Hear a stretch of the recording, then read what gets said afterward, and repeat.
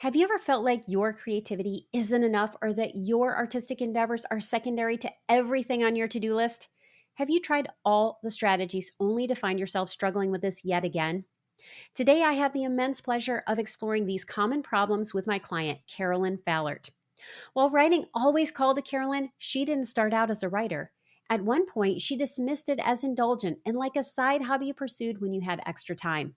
But when she burned out after a career at an international recruitment firm, she discovered what writing could do for her if she could not just make time, but protect her time and the way she sees her art. During today's conversation, we explore the impact of familial and cultural socialization and how strategies aren't enough. You need to understand yourself. It's time to grab your pen, open your heart, and get ready to discover the importance of understanding your unique operating system and how it should determine the strategies you use. Let's get started.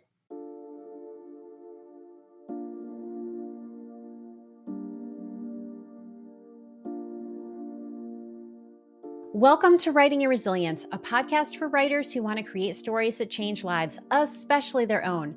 I'm your host, Lisa Cooper Ellison. As a writer and trauma-informed writing coach, I'm here to guide you on a transformative journey through the art of writing, self-discovery, and resilience.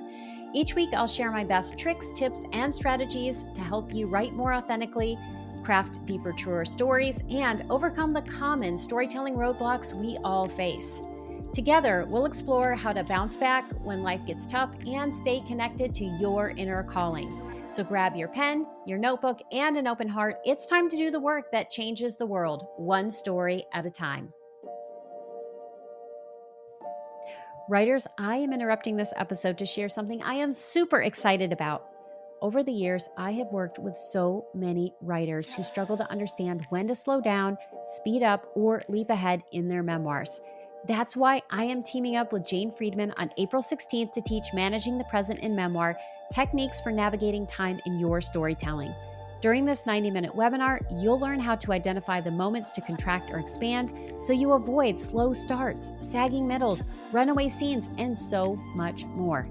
This class is perfect for memoirists dealing with multiple timelines, feedback on confusing narratives, or stories that just feel too long. Best of all, it's just $25. So if you want to keep readers engaged from start to finish, sign up for Managing the Present in Memoir today and master the art of time in storytelling by going to janefriedman.com/Managing the Present in Memoir with Lisa Cooper Ellison, or you can just click on the link in the show notes. Well, hello, Carolyn. Welcome to the Writing Your Resilience podcast. I am so happy to have you on today. I am thrilled to be here. Well, what's exciting is you and I have worked together for, how long has it been? A year and a half? Almost 2 years? Yeah, almost 2 years, I think. Oh my gosh, time goes by so fast when you're having fun. Yes. And I always have fun working with you. So I'm really excited to introduce people to you and to talk through your question about the writing process. So I'm going to begin with you. What would you like us to know about you and your writing? Yeah, well, for all of the listeners, I want people to know that I did not start my career in writing. I actually have a background in applied mathematics and in business management. I worked as a management consultant for several years, helped manage an international recruiting firm, and actually burned out in my old job and had always loved writing for fun and very falsely kind of dismissed it as like indulgent and kind of like a side hobby. And it was during COVID, I had left a job and was kind of in limbo between things and decided that I was going to give writing a go in a more serious and dedicated way. And it's been now 4.5, almost 5 years of really dedicated practice in creative writing. And I have to say, I am so much more connected with myself, so much more grounded in who I am, really being rooted in a creative writing practice and shifting careers. My parents think that I'm crazy. The big shift, I think, surprised a lot of people. But where I am now in this creative writing journey, I was working on a first project with Lisa for a couple of years, and I got really stuck. And one of the best pieces of advice that Lisa gave me was that when I was feeling stuck on that first project, to pick up something new. Yeah. So I'm now working on a book about my personal journey, learning the practice of self-defense as someone who has experience with assault. And what's interesting, working on this book, it started as a book about the practice of physical self-defense, and it's going much deeper into this place of practicing more of a metaphysical self-defense. So, what does it look like to defend space to be the most authentic versions of ourselves? And I'm learning so much just from writing the book. We'll see where it leads me in terms of whether it ends up being out in the world and published for people to read. My hope is that, whatever kind of learning, revelations, and healing I get for myself, that one day that will also be accessible to readers. Well, I have no doubt that it will. And I think one of the greatest joys for me is I remember when we first started working together, you already had some amazing writing chops. I love that you have this math background. I'm going to start sending all my math problems to you. But you have this really eclectic background, but you already had these strong foundational skills, but a lot of doubt. And what I love and looking at you today is seeing the light in your eyes. There is a joy that I didn't see when we first started working together. And it's just like my heart is singing. Absolutely. I feel that. I remember the first conversation we had. I was like spinning with this first book draft that I was working on and describing the process to you of Yeah. like writing, redoing my outline, and kind of like going in this spiral. And you described it so perfectly where you were like, Carolyn, it sounds like you are in the middle of the ocean, swimming in circles, and you as a coach invited to come in and point me toward land Yeah. and help me start to swim toward the direction of the shore. And it was exactly what I needed to hear in that moment because I was exhausted from swimming in circles on the writing process. And from the moment that we started working together, you helped me access kind of like that inner intuition of finding that compass of like which direction I should be headed to get to land, to invite a lot more ease and joy in the writing process itself. And yeah, it's just been a joy working together. And what I love about the full circle of that metaphor is that, yeah, I could see the exhaustion in your eyes, and you were working so hard and swimming in the middle of that ocean. And you have this wonderful Instagram, and you had a recent post where you were just swimming so well, like doing these laps so powerfully, so strongly. And I love that because I used to be a really strong swimmer when I was younger. And now I don't have this like kind of like kicky leg that like kicks out to the side. I am not as strong of a swimmer, but I loved seeing that because I feel like it's this incredible metaphor of like, yeah, you were in the ocean. I pointed you towards the shore. You got on the shore, you rested, you got the skills you needed, you figured it out. And now you are swimming so well on your own. And that's beautiful. Yes, I love that. And there is so much power being in the water. It's amazing. Like we talk a lot about kind of the psychological experience of writing memoir and how so much of being able to process things as we're writing about them is not just a cognitive practice, but also a physical Yes. practice. And I know this from a lot of the yoga practice that I do, even in self-defense practice. But one of my favorite things to do after writing is actually to go for a swim. And I think part of it is that bilateral movement in the water, especially with a freestyle stroke. My body and my mind simultaneously like move through things that I've written about and letting it really move through my body and let it go. I love that. This is the perfect segue to talk about your question. So you came in with a question. Can you Yes. tell us what that is? Yeah, so being steeped in the practice of self-defense, one of my questions for you as a writer and a creative is how you think about protecting both time and energy for your writing and your creative practice. And then not just the time and the energy for your writing, but also how you protect its worth. Yeah, that is an amazing question or set of questions. And there's a way that I would have answered this, I don't know, maybe even a year ago, that's different than how I would answer it now. And I think I can talk about the basics. And actually, Lily Danziger, I interviewed her on the day that we are recording this. Her episode airs.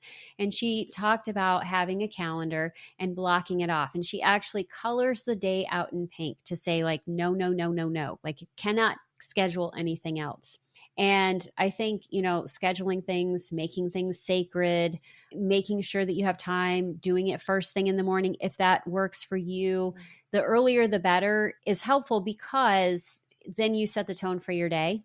So those are all great strategies, and I do try to use them as much as I can. And life gets in the way, right? And sometimes I go through busy seasons and I don't have time to write. So, what do you do when you're in those seasons, and how do you come back from it? I think routines are fantastic.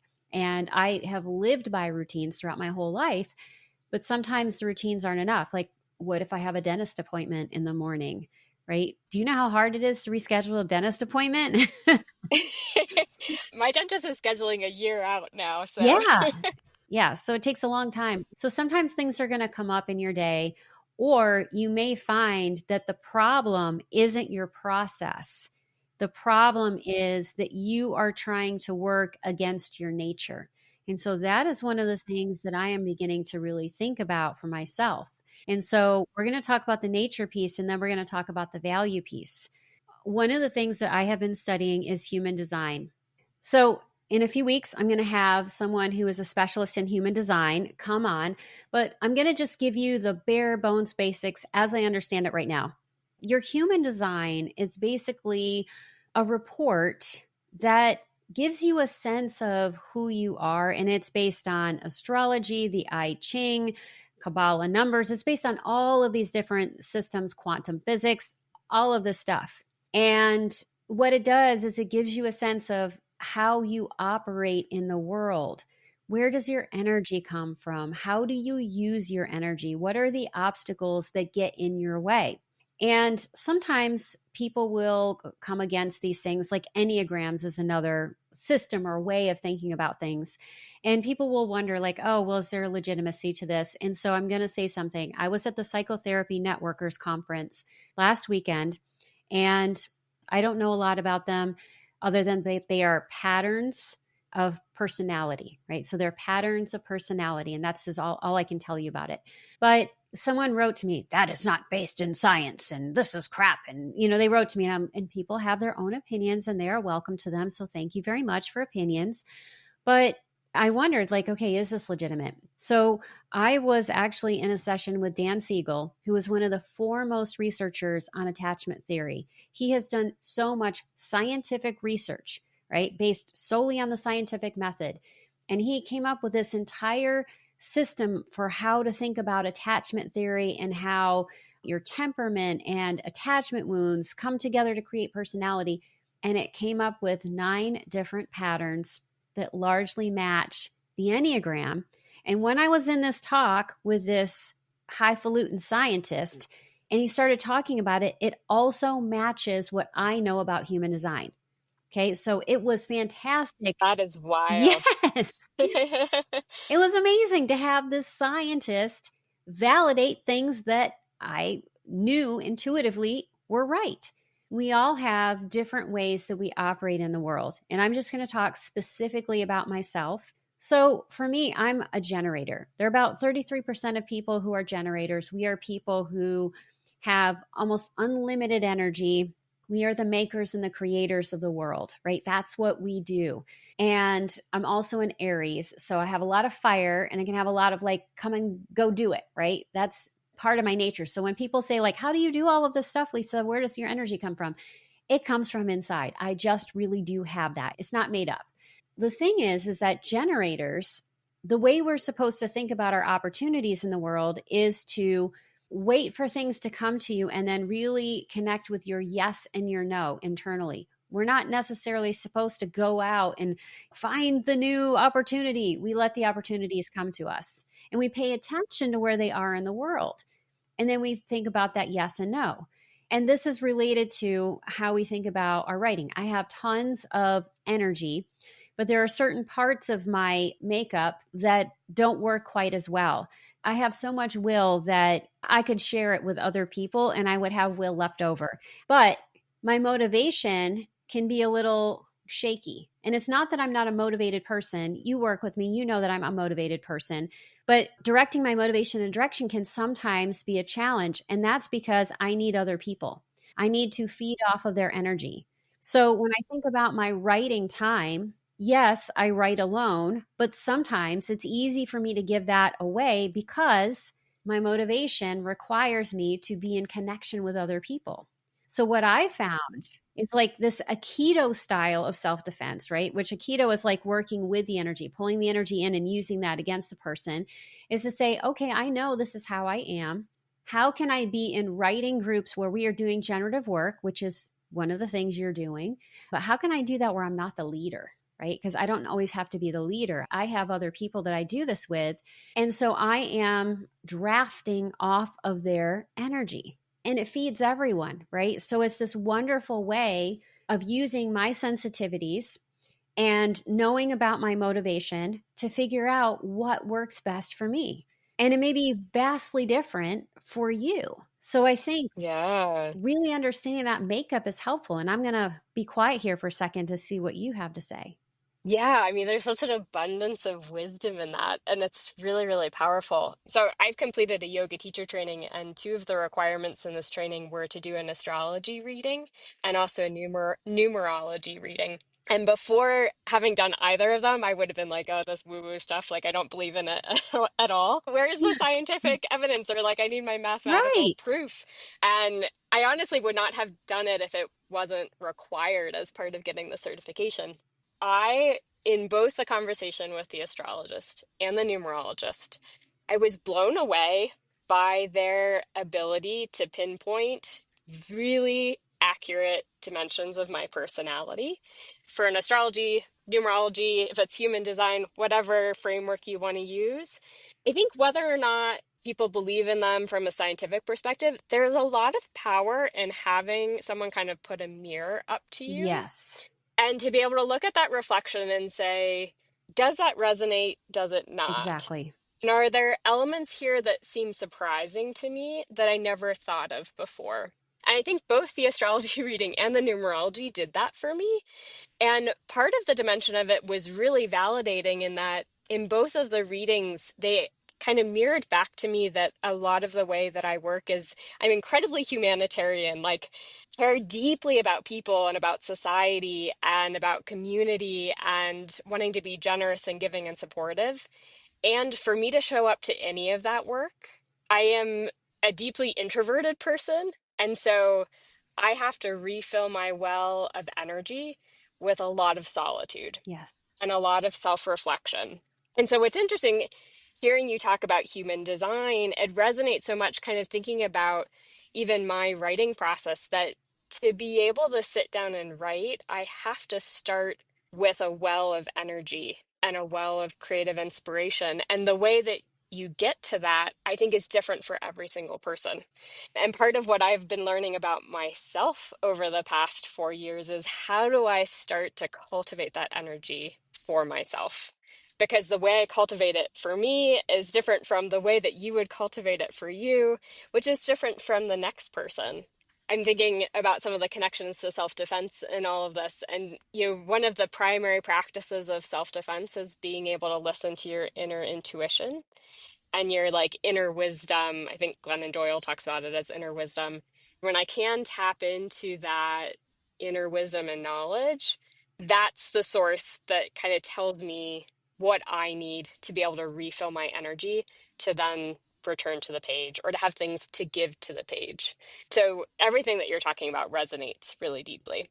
I love that. And I love that you said that, it's different for everyone and really understanding what that is for you and tapping into that intuition is helpful. And the fact that you need to fill your cup first. And that's, I think, true for everyone. How you fill your cup is going to be different. But in order to be able to write, you have to have your nervous system set to a dial or a channel, we'll say, that is both relaxed and awake, like sense of awakeness and openness to possibilities and to what's around you, and enough relaxation that your amygdala, which is where you get your motivation from, is not focusing on danger, that fight or flight. So everyone is going to figure out what that is for them. But I think understanding your makeup and how you work and how you do things is how you do some of these strategies. Like, okay, if you know all of these things, then you can put the time in your schedule and you're going to feel confidence that it's going to work because you understand what you Yeah. need. And, then you can use the Pomodoro method, which is write for a certain amount of time, take a break. You can do all of the different things that help people with productivity because you understand who you are and you've tapped into that. So having spaces where you are quiet, whether that's quiet with others, quiet with self, is really important. And I think that's about the process, right? How do we protect our time by understanding what we need, not just implementing strategies? And then there's that more psychological piece of how do we value this enough to supersede some of our conditioning. I was in a class and I'm going to ask you this question. The question was, if you got $1 million, what would you do with it?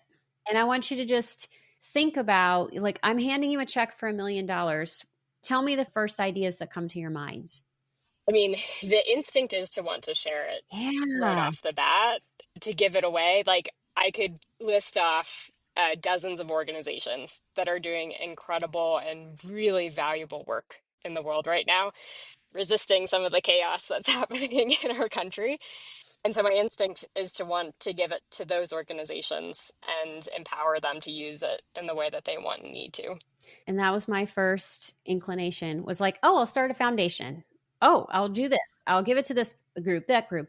Immediately, there was no thought of like, oh, I'll go on a vacation or I will, do these other things. And I think we have our nature and then we have conditioning. And as women, we have the conditioning that we are supposed to nurture others. And we also have hormones that kind of also support that.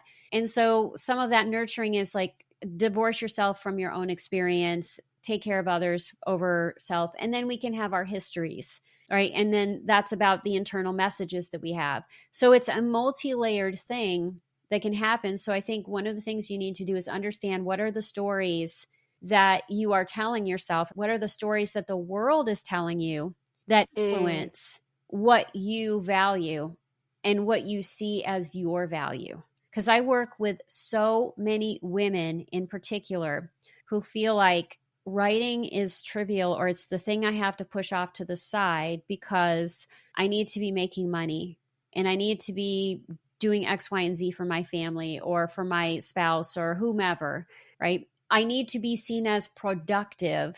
And this work that makes me feel alive, makes me feel whole, is not necessarily quote unquote productive.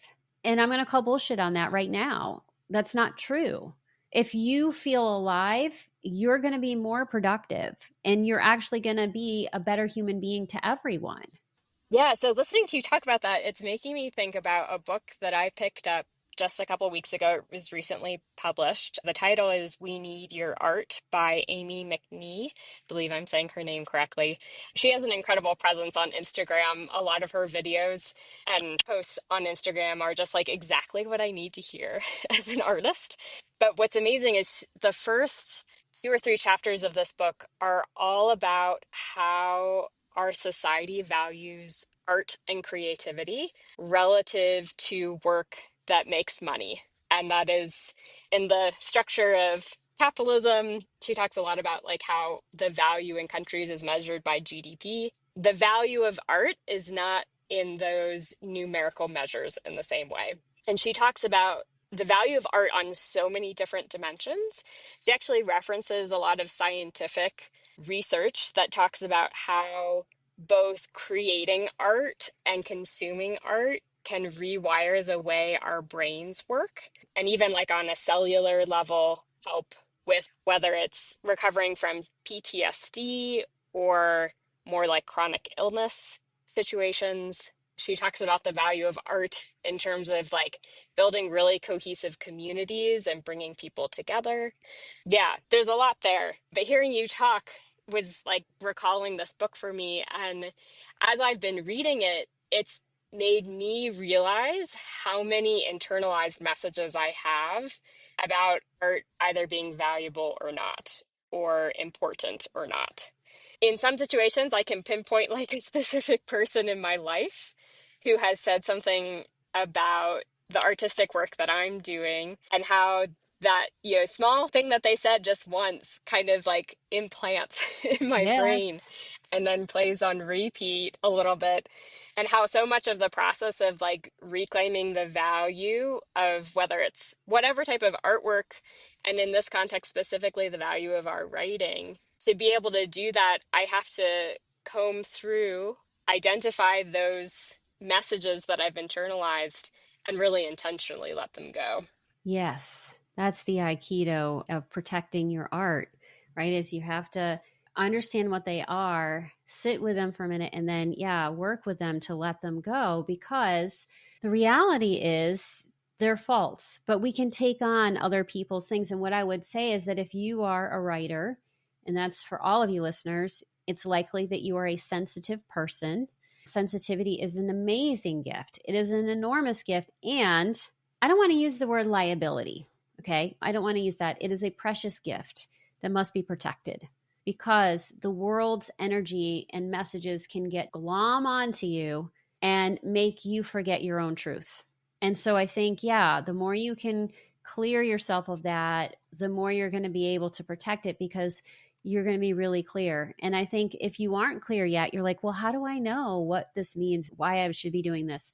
Figure out your why, right? What is your why? And I'll say that my why do I write? I write because when I write, I feel alive. I feel fully alive. I feel fully aligned with who I am. And it does not matter if it's for other people or if it's for myself, I feel fully aligned. And when I feel fully aligned, I am a better person. That is my number one why. And then, of course, each project I do will have a why, but that's the kind of thing you want to have for yourself. And I know I'm putting you on the spot here, but do you have a sense of what your why is? Oh, that's such a fantastic question. When it's interesting, I think if you would have asked me this a couple of years ago, again, kind of like, oh, if I gave you this $1 million, what would you do with it? My initial answer to that question would be that, I write to connect with other people, or I write to give to other people, or to share something with other people. And I think what I've realized more and more over the past couple of years is that there's some social conditioning in that, in terms of like, oh, if I'm going to create, it has to be for someone else. Right. And something that I've realized is that actually the most powerful and rewarding creative work that I've done is the creative work that I do for myself first. When I say that I do it for myself, I do it because it energizes me. It makes me almost feel like giddy with excitement while I'm working on it. It feels playful, like I'm returning to like the little Carolyn version of myself and getting to like play on the page. That is like really the first answer to the why. Because at the end of the day, I think you can like create with all these humanitarian intentions, but that like intrinsic motivation of the way that writing makes me feel is what's actually going to bring me back to the page every day. Yes. And when you offer that to yourself, you are ultimately able to give it to others. And so it is the gift that keeps on giving. And you know what? This conversation could be going on forever because there's so many gifts in it, right? We could be the gift that keeps on giving. I like to keep these relatively short. So we are going to wrap up. And so I'm going to end with one final question. You are doing so many incredible things in the world. You have such a wonderful way of thinking about self defense and helping us reframe how we see self defense. What are the best ways for people to connect with you and to learn more about what you're up to? Definitely. I appreciate you asking. So, the two best ways to connect with me right now are first through my Substack. The URL for my Substack is https://yourpowers.substack.com. And on that Substack, I offer really concrete self defense practices for physical self defense, but also a lot of posts that are talking about more of this metaphysical of how do we protect time, space, energy to be the best version of ourselves.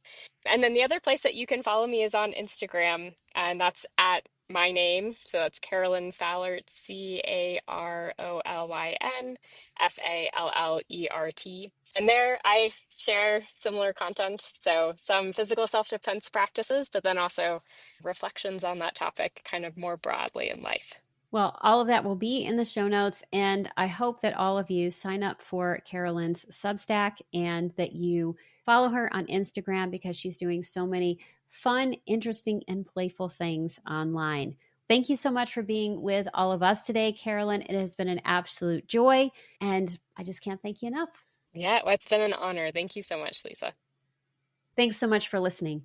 If you'd like to learn more about Carolyn, please see the show notes for this episode. But before you go, I would love it if you would text the show if you're on Apple Podcasts or Spotify, or leave a comment on YouTube with the answer to the following question. What's the biggest obstacle you face when trying to protect your time for your writing? A, competing responsibilities like work, family, or other commitments.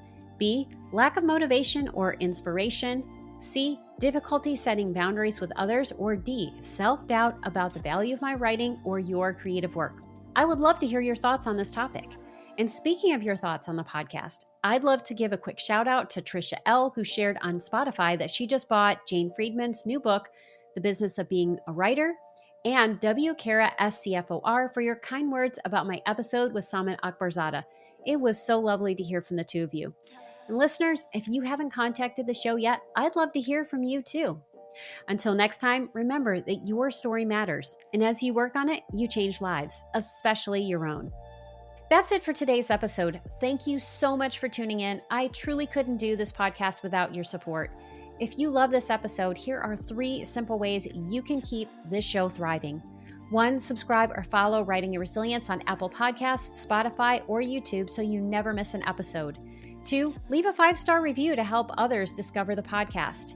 3, join my engaged writing community by signing up for the Writing Your Resilience newsletter. As a thank you, you'll receive a free copy of Write More, Fret Less, a toolkit for gaslight-proofing your writing practice. Have feedback for the show, a topic you'd love me to cover, or questions you'd like me to answer? Drop a comment on YouTube, text the show, or email me at writingyourresiliencepodcast@gmail.com. Until next time, keep writing, keep growing, and keep showing up for yourself. Your story matters, and I am so proud to be writing alongside you.